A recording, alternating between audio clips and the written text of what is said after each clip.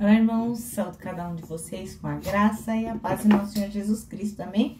Meu nome é Miriam Anitta, estou aqui para juntinhos estudarmos o texto da irmã Peggy Fonseca chamado A Arca Protetora. Este texto foi escrito para o manancial. E o que é um manancial?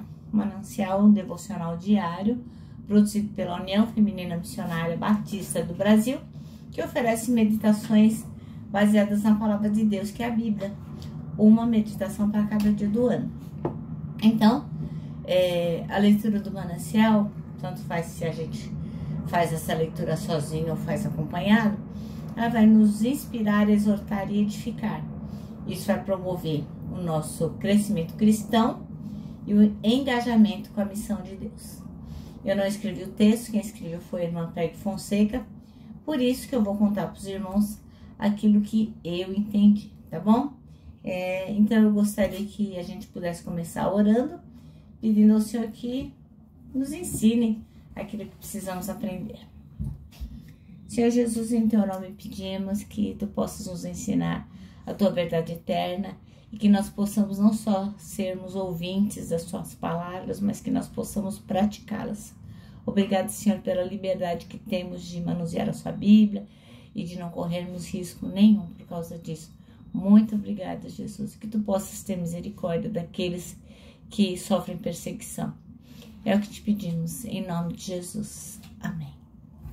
Bom, irmãos, então o nosso texto bíblico está em Gênesis 6, de 13 a 22. E diz assim, ó. Então declarou Deus a Noé: eis que darei fim a todos os seres humanos, porquanto a terra encheu-se de violência por causa deles. Eu os destruirei juntamente com a terra. Faze uma arca de madeira resinosa, tu a farás de caniços e a calafetarás com betume por dentro e por fora. Exatamente deste modo a farás. Para o comprimento da arca, 300 côvados para sua largura, 50 côvados para sua altura, 30 côvados. Farás um teto para a arca e arrematarás um côvado mais alto. Farás a entrada da arca pelo lado e farás um primeiro, um segundo e um terceiro andar.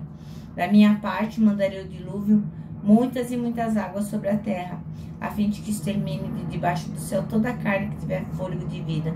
Tudo que há sobre a face da terra deve perecer, mas estabelecerei a minha aliança contigo, e entrarás na arca, tu e teus filhos, tua esposa e as mulheres dos teus filhos contigo. De tudo que vive, de tudo que é carne, farás entrar na arca de 2 em 2, de cada espécie, um macho e uma fêmea, para os conservarem em vida contigo.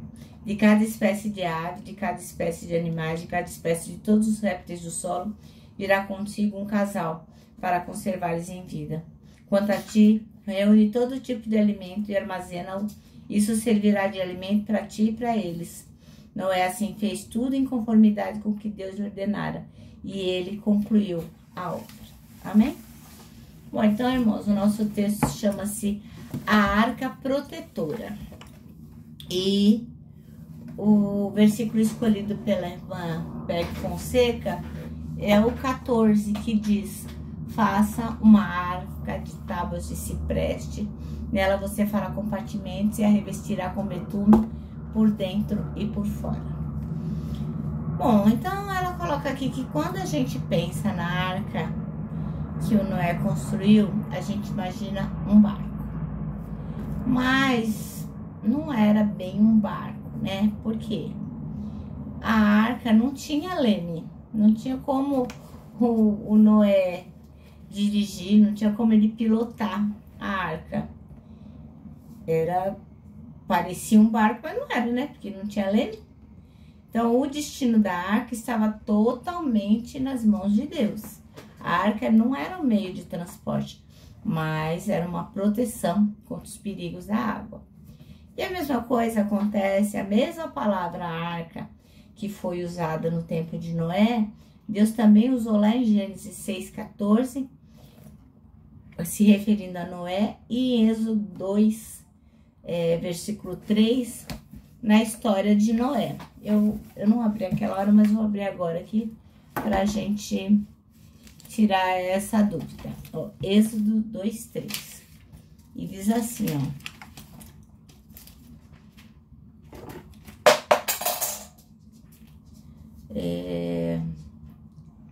E como não pudesse mais ocultá-lo, tomou um cesto de papiro, calafetou com betume e piche, colocou dentro do seu filho e soltou o cesto entre os juncos à beira do rio. Então, a mesma palavra que está falando aqui sobre Moisés é a palavra que Deus usa para a arca. Então, no caso de Moisés era uma arquinha, né? Uma mini arca que protegeu Moisés do perigo da água. Bom, então, resumindo, as duas eram arcas na Bíblia, tanto a de Noé como a de Moisés. A arca de Noé era para conter um mundo minúsculo, né? Que era o dos pares de animais e da família de Noé. E a outra era para segurar um bebê minúsculo para proteger da água, né? Então, Noé e Moisés foram conduzidos em segurança dentro da arca, por quê? Porque confiaram na providência divina, né? Então, quando a mãe de Moisés colocou ele naquela arquinha lá, ela tinha esperança no coração que o Senhor ia conduzir aquela arca para um lugar bom e que o menino se salvaria. E outra coisa bem curiosa que eu mesmo não sabia, aprendi aqui, é que a igreja também tem essa denominação, ela é tratada como uma arca ou como um barco. Você sabia disso? Eu nunca nem percebi isso. Mas é interessante, né? Porque o corredor central da igreja a gente chama de nave, né? A nave central. Sendo assim, um navio que recebe o povo de Deus. Então, nós que somos o povo de Deus, entramos na igreja, na nave central, que é a nave, né? Que é uma nomenclatura náutica também. E a palavra púlpito também é um termo náutico, que se refere ao púlpito da proa, na parte de frente do barco, que é uma armação de tubos grande, para evitar que alguém caia no mar. Então, irmãos, como a arca de Noé e Moisés, a igreja também acolhe os fiéis, protegendo-os das ondas das tempestades do mundo e conduzindo-os a um porto seguro, né? Então, quando a gente tem a comunhão, quando a gente escuta o que Deus está falando, presta atenção na mensagem, quando a gente louva, tudo isso vai nos protegendo, né? Daquilo que o mundo pode colocar no nosso coração, já que nós estamos preenchendo o nosso coração com as coisas de Deus. Então, qual é a dica aqui da irmã Pepe Fonseca? Não deixe de entrar na arca chamada igreja. Então, tem gente que fala assim, a igreja para quê? Não interessa, né? Eu quero ser desigrejado. Eu acho que não tem nada a ver. Mas, assim, a arca da igreja vai nos proteger, viu, irmão? É importante a gente estar lá. Nossa manancial termina assim, ó. Deus sempre envia uma arca para salvá-la do afogamento. Você só tem que subir a bordo, amém? Bom, agora eu vou terminar, né? Deixando aqui o meu abraço de urso, ó. Lembrando que para nós que acreditamos que a igreja também é uma arca protetora, para nós, ó, o abraço dá super mega certo. Quero lembrar também vocês o motivo pelo qual nós somos abrigados por essa arca, né? Que está em Tessalonicenses, 1 Tessalonicenses 5:9, que diz: porque Deus não nos destinou para ira, mas para recebermos a salvação por meio de nosso Senhor Jesus Cristo. E agora sim, agora eu me despeço com a frase do ano, que é: não tema, Deus já está lá.